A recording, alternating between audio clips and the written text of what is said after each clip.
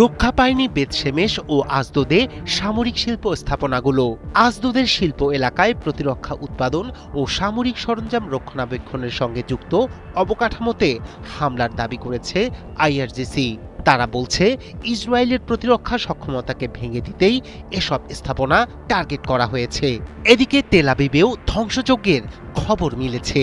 Israeli গণমাধ্যম জানিয়েছে, সর্বশেষ ক্ষেপণাস্ত্র হামলায় একটি ভবন পুরোপুরি ধ্বংস হয়েছে এবং নির্দিষ্ট একটি সামরিক লক্ষ্যবস্তুতে সরাসরি আঘাত এনেছে ইরানি ক্ষেপণাস্ত্র।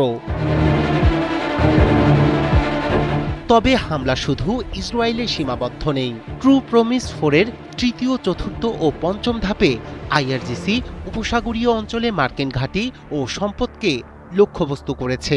কুয়েতের আবদুল্লাহ আল মুবারক বিমান ঘাঁটিতে 4টি ব্যালিস্টিক ক্ষেপণাস্ত্র নিক্ষেপ এবং 12টি ড্রোন হামলার দাবি করেছে তারা।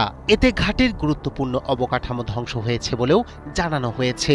ইরাকের হারির ঘাঁটি, যেখানে মার্কিন বিশেষ বাহিনী অবস্থান করছিল, সেখানেও হামলার কথা বলেছে আইআরজিসি। সৌদি আরবের প্রিন্স সুলতান বিমান ঘাঁটিতেও ক্ষেপণাস্ত্র ও ড্রোন হামলা চালানো হয়েছে বলে দাবি ইরানের।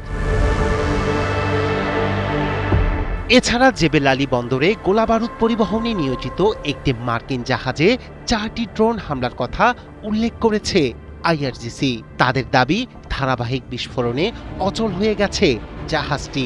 ভারত মহাসাগরে যুক্তরাষ্ট্রের একটি যুদ্ধ সহায়তা জাহাজও কাদির 380 ক্ষেপণাস্ত্রের আঘাতে ক্ষতিগ্রস্ত হয়েছে বলে জানানো হয়। আইআরজিসি বলছে, এই ধাপে ব্যবহার করা হয়েছে আগের চেয়ে আরও উন্নত, নির্ভুল এবং ধ্বংসাত্মক ক্ষেপণাস্ত্র।